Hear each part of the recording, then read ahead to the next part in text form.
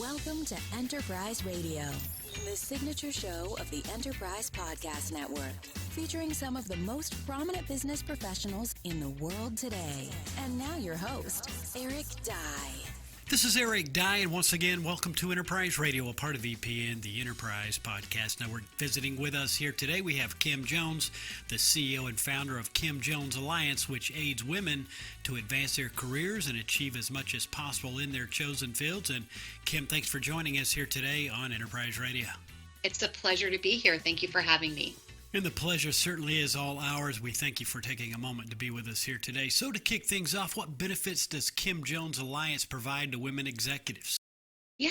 So my business is built on the foundation that when we elevate women in the workplace to achieve their highest professional potential, there are tremendous benefits to our work environments, to workers, and to society overall, because we know companies that have more balanced leadership yield better results, are more customer focused, create more engaged and inspired employees.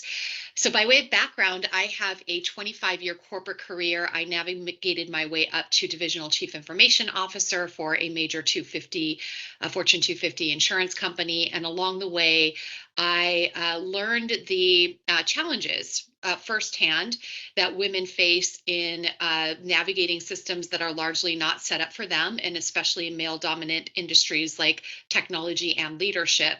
And so as I was navigating my own journey through that process, I became particularly interested in what workplaces could look like if they provided more parity and equal opportunities for women so that they could achieve their highest professional potential.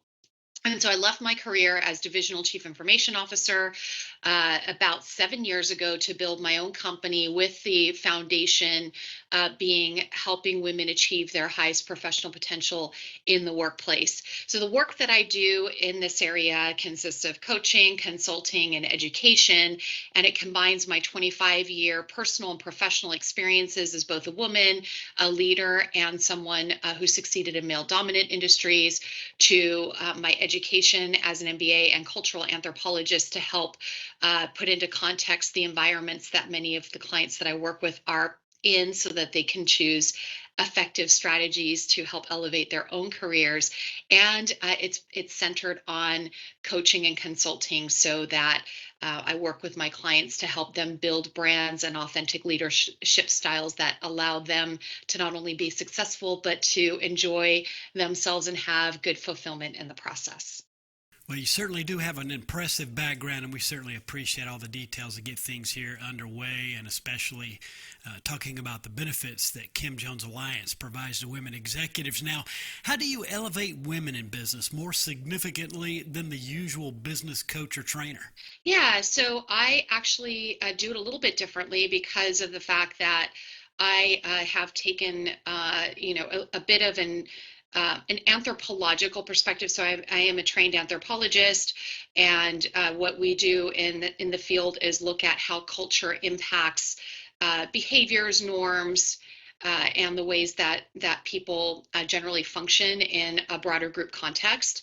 And so as part of that, I have been spending a lot of time thinking and learning about how the systems of power in organizations impact the trajectories of those of us who are in underrepresented groups.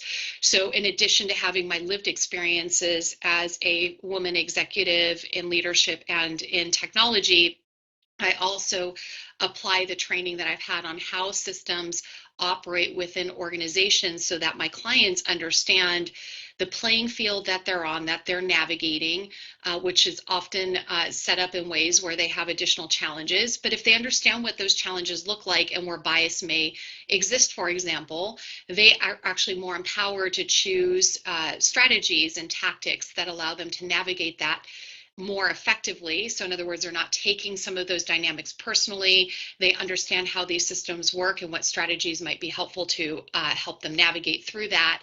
And then in that process, they're able to sort of create the skills and the confidence and the strategies to allow them to work within those systems and achieve the goals that they've set out to achieve. So that's a little bit different than how many coaches approach their clients. So a lot of coaches and consultants that I know will teach general leadership principles and general behaviors that are effective. But we know from data and from a lot of the sort of the research that's out there that women, that alone is not enough to help women operate within environments that sort of look different based on, the things like, gender and other categories that place people in groups where they may experience more bias, stereotyping, and things that can hold them back or make the climb a bit steeper for them. So those are areas we focus on in the work that I do with my clients. If you would, Kim, tell us about your first of its kind academy for women leaders, the Stembridge Leadership Academy. Give us some details on that.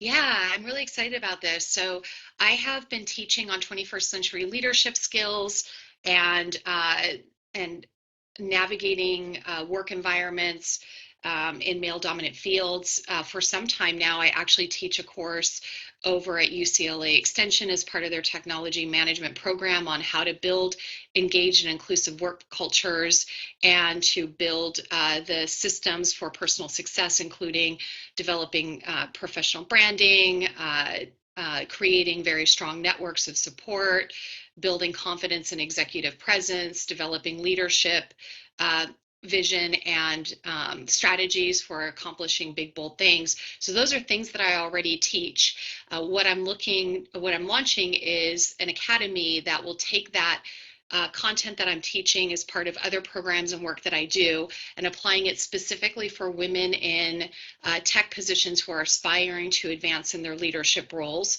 and coupling that with the teaching aspect of it with group coaching and developing a cohort of strong support that the participants can use to really help them figure out their own desires and goals for their career navigation and support each other in doing so, and also through the content, the coaching, and some work we do around assessments, vision, and goal setting.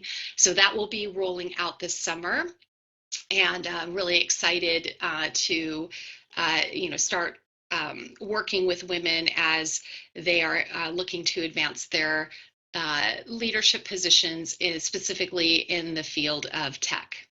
Certainly sounds like a tremendous opportunity to take advantage of, and a lot of exciting things coming up this summer in those regards. We're speaking with Kim Jones, the CEO and founder of Kim Jones Alliance, which aids women to advance their careers and achieve as much as possible in their chosen fields. And she's joined us here today on Enterprise Radio, a part of VPN, the Enterprise Podcast Network. Now, Kim, also, do you think that women are making strides in achieving and being recognized in the workplace? Has anything changed over the last several years? So if you look at the statistics, it's maybe not as encouraging as what we see happening anecdotally. So what I'm specifically talking to is a global gender gap report that came out in 2023 by the World Economic Forum, which indicates that we are still making up for lost ground that happened during COVID, when women were largely exiting the workforce because of caregiving needs or because they quite honestly got a little bit frustrated with what they were able to accomplish in the workplace and wanted to make a different decision about their careers. So we saw an unprecedented number of women leaving the workforce, and at current time we are still making up for that gap. There is some good news here that women are starting to gain traction here and are being hired at higher levels than men now, so we're making up some lost ground. But what we're really seeing is that we're not really closing the gap on many of the issues that we know women experience and face in the workplace. So that's the bad news. The good news is that there are a lot more conversations that are happening around what's going on that's creating these dynamics. There's awareness, and companies are starting to focus on this more. We have yet to see their efforts in these areas, like in diversity, equity, and inclusion. We have yet to see those really bear fruit in any kind of meaningful way, by way of closing the gap on pay, closing the gap on leadership representation, closing the gap on women's promotional and advancement opportunities. We're still seeing gaps there, but the leading indicators around the fact that companies are are focusing on this and are investing on this. We're seeing some good signs there. So the real question is, can we start to put what we know into action in a way that generates meaningful change and positive outcomes? Yeah, thanks for your feedback on that. That is most helpful and appreciated as well. Now, here's a question for you. I'm sure listeners would like to hear your thoughts here. Tell us why women in tech industries have more challenges climbing the ladder than other industries. So two things come to mind. The first is that we unfortunately have a lot of biases that are unconscious about what effective and competent tech workers look like.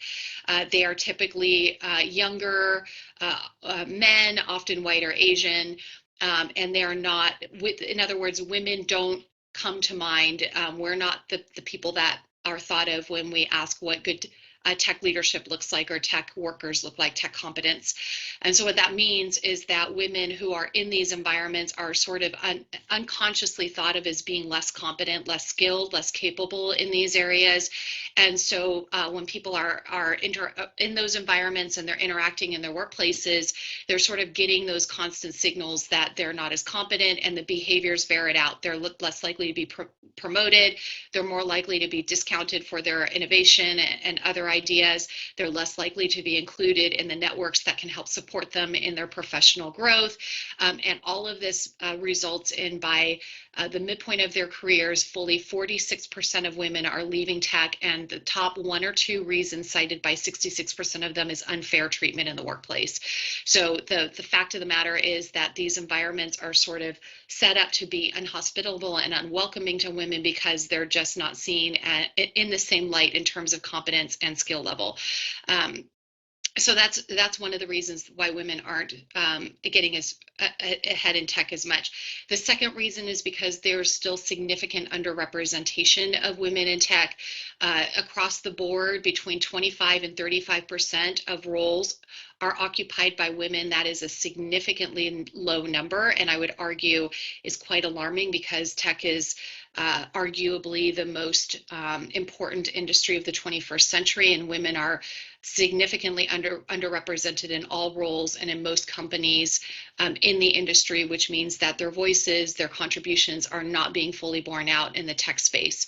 So for us to really get behind this issue, we need to start to think differently about what women bring to the table in their roles in tech, sort of challenge our unconscious biases about whether women can do these jobs effectively.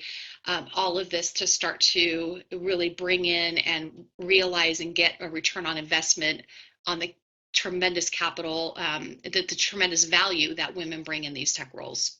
Yeah, appreciate your sharing your thoughts and opinions there. That is definitely appreciated as well per your expertise. As we conclude, any closing thoughts, a final word, a tip, or anything else you'd like to make mention of as we conclude today?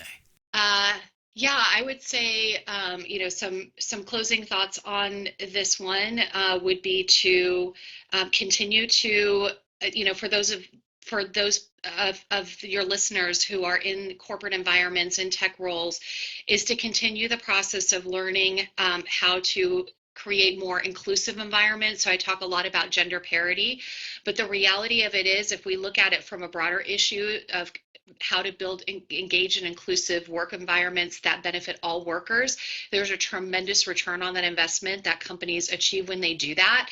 So for those who are sort of thinking about how to look at this issue beyond the moral aspects of it's the right thing to do, if you really look at the business return on making investments in these areas, they're irrefutable and undisputable. And so for those who are listening, who are sort of questioning about why this is important or not, I would invite them to think about how to build those environments where everyone can thrive, and then be able to reap the resulting business benefits from doing so. Once again, Kim, we want to thank you for sharing your thoughts here, especially in conclusion, and for joining us here today on behalf of Kim Jones Alliance. Where can listeners get further details online on Kim Jones Alliance? You can find me on my website at kimjonesalliance.com, and on LinkedIn, my handle is Kimberly S. Jones, and Kimberly is spelled Kimberlee S. Jones. And of course, listeners, draw your attention to the show notes where you can find these links as well. Kim, all the best, and thanks so much for joining us here today on EPN. It was a pleasure. Thank you, Eric, so much for having me. Anytime. Again, we've been speaking with Kim Jones, the CEO and founder of Kim Jones Alliance, which aids women to advance their careers and achieve as much as possible in their chosen fields. And once again, for all the details, visit KimJonesAlliance.com. This is Eric Dye, and you've been listening to Enterprise Radio, a part of EPN, the Enterprise Podcast Network. Tune into our live location as we are streaming live 24/7 around the world at epodcastnetwork.com/live. You can also find our live stream on iTunes Radio and TuneIn Radio, as well as the TuneIn Radio app for your listening convenience. And as always, we thank you for your support and for tuning in.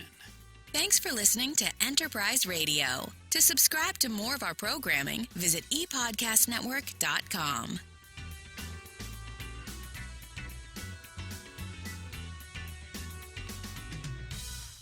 This is the ePodcast Network.